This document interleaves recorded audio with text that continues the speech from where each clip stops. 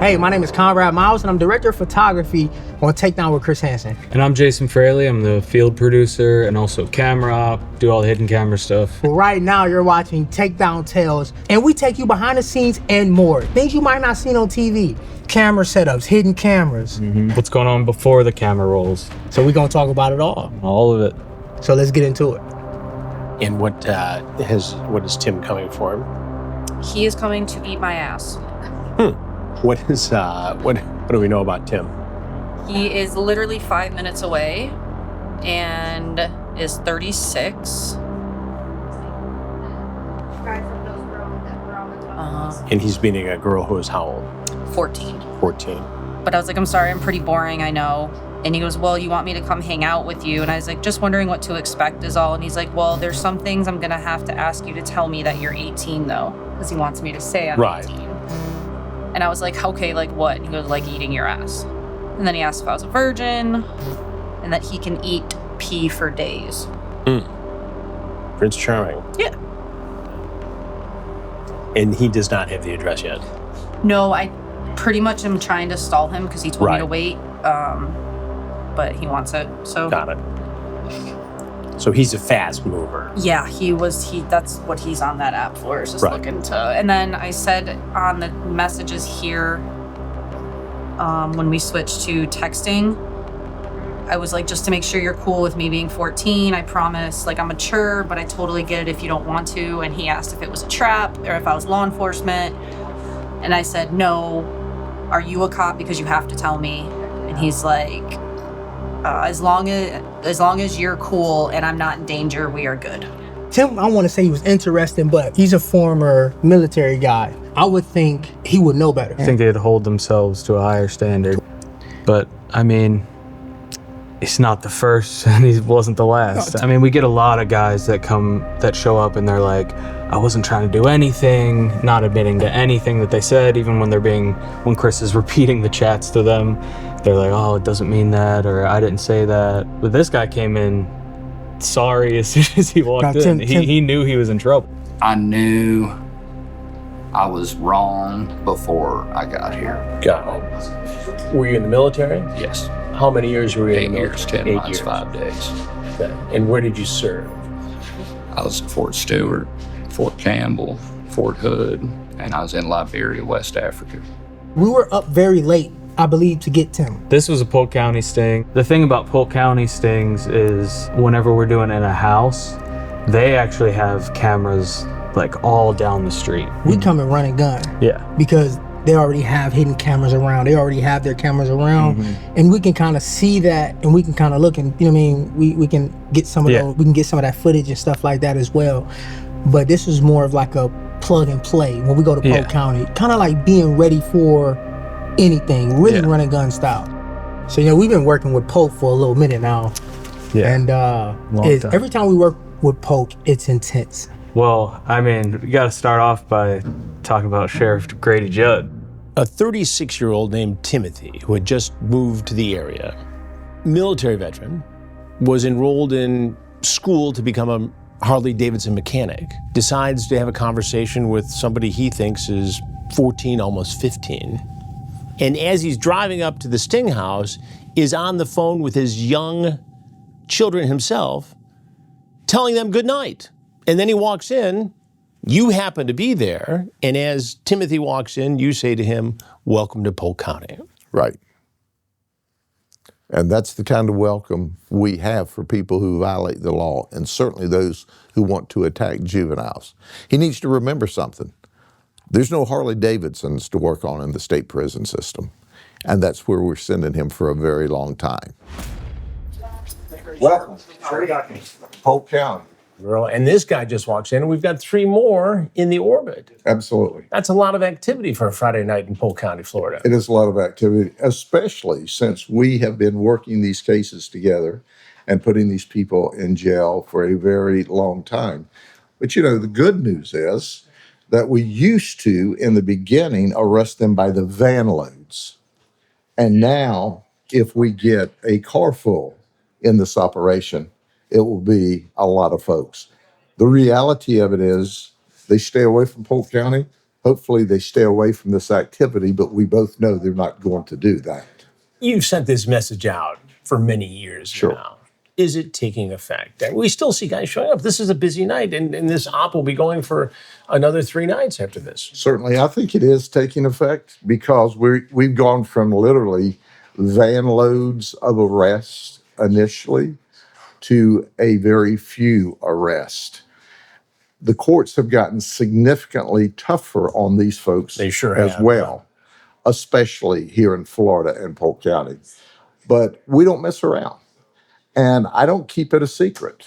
We go on national news and statewide news and local news and say, if you come here and try to mess with our children, we're going to arrest you and you're going to jail. And then we're going to send you to prison for decades. And I believe the message gets out to some. But my challenge is to all law enforcement executives across this nation, you must do these operations in your community, because if you're not, then I'm simply chasing them to your area where the threat is less likely. He does not play any games. No, he don't play no games. None. The other thing is, like, we do a lot of stings around the country, and because Polk has been doing this for so long, and they have, like, they're writing the playbook on doing this kind of stuff, a lot of times they'll help train other counties on how to do stings in their county. Yeah. Just because they've been doing it for so long. They got the playbook written. And they care about kids in Polk. Yeah, absolutely. Not saying nobody else does. Everybody care about kids, but they don't play no games there. So they do not. Yeah. But they're intense there. Their operations are the biggest operations we're a part of. They have the most people there. Timothy was charged with using a two-way communication device to commit a felony, lewd or lascivious battery to a victim between the ages of 12 and 16, and traveling to meet using a computer to lure a child. In June 2024, he was sentenced to 3 years and 6 months in prison, with the anticipated release date of March 23rd, 2027. Hi, how are you? Good, I'm Cindy. Nice to meet you. So you feel better? I'm real. Makes me real nervous. And all of a sudden, when I see it, I'm like, this ain't real. There's no way this is Chris Hansen, catch a predator. Oh, come in, sit down and tell you, oh, you text her this, you text her that. But, you can see it's not Chris Hansen. No, it's not Chris Hansen. It's just, it's not for everybody. I get it. And yeah, she's 50.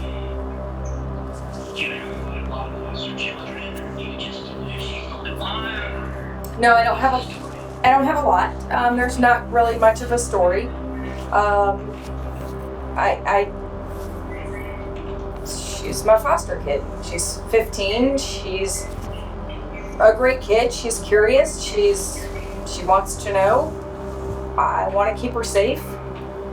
So, I mean, I'm sure she does. I'm sure she would. So, and I'm trying to keep her safe.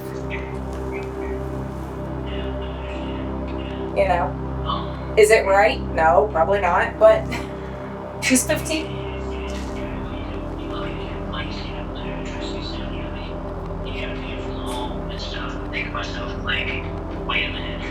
Well, like I told you, I don't know if I told you or if I was telling somebody else, but we are looking at moving because we had roommates. There were actually other people living here, and this house is way too big for us. So it's a rental, way too expensive, and the people that lived here with us actually moved out.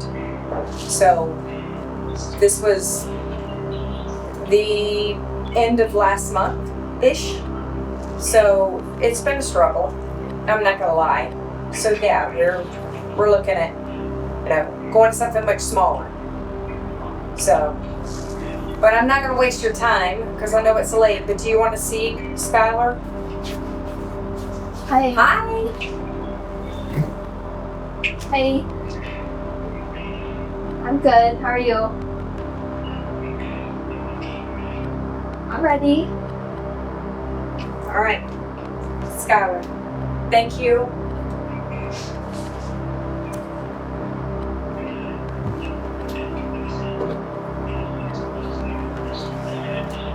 You know, that's, you gotta do what you gotta do, you know what I'm saying? Yeah. So, all right. Well, so you're home. You're gonna, or I mean, do you still want to come over? I get it if you don't. I completely understand if you don't. Yeah. Well, what's the price? How much per hour? An hour is gonna be 100. Same deal or different stuff or whatever she wants to do, right? What are you wanting to do? I mean, I already told you, no anal. Yeah. That's fine. That works. I'm sure. So what are you wanting? I'll tell you the price.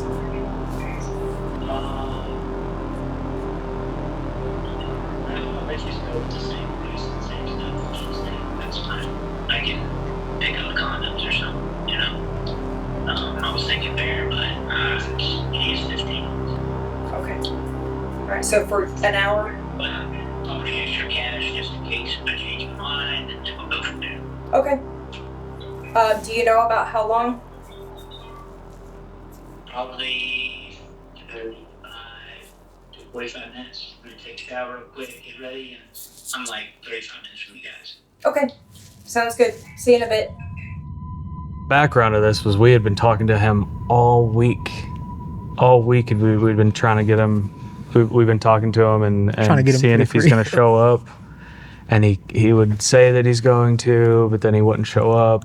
And he was saying horrible things. I mean, some of these guys, like, they'll send sexual texts and all that, but then there are some who take it a step further. Or they take it to the extreme. Yeah, and this was one of those because we were like, we have to get this guy. It was the last day of the sting. We had already been there for, I don't know, like 15 hours, something at that point. He came at 4:30 a.m. ish, maybe around closer to 5. And we waited just for him. The sting was supposed to be over. We were supposed to be finished, but he was so bad. His chats were so bad that they were so aggressive that for him to show up and be so meek and crying, and we've seen everything that you've said and how horrible you've been. And it's sinister because the dude was asking, "Hey man, this ain't Chris Hansen ain't there. Is he there? Chris Hansen not there, is he? I hope this ain't got nothing to do with law enforcement. I hope I don't see Chris Hansen. I hope this ain't a setup." Is there anything in your truck, Trevor, related to what you wanted to do to this girl tonight? No. You bring condoms or anything like that? Lubricant? Alcohol, drugs? No.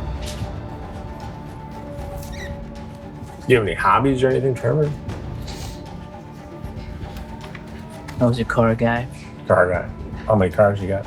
Got one Mustang I'm trying to rebuild. Yeah. What year is the Mustang? 88. 88. Ox body.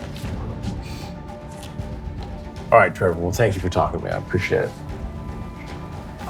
Trevor seemed a lot more timid in the conversation with me than he was on the phone, on the video chat, and online.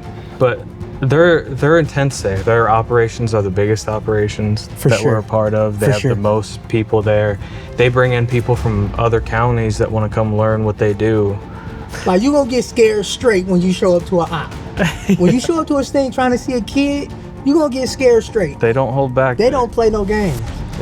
Trevor was charged with using a two-way communication device to commit a felony. Traveling to me, using a computer to solicit a guardian, using a computer to solicit a parent or guardian, and human trafficking.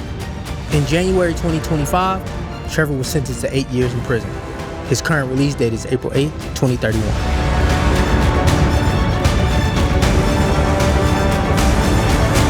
And this has been an episode of Takedown Tales. My name is Conrad. I'm Jason. And we're going to catch y'all on the next episode. Stay tuned.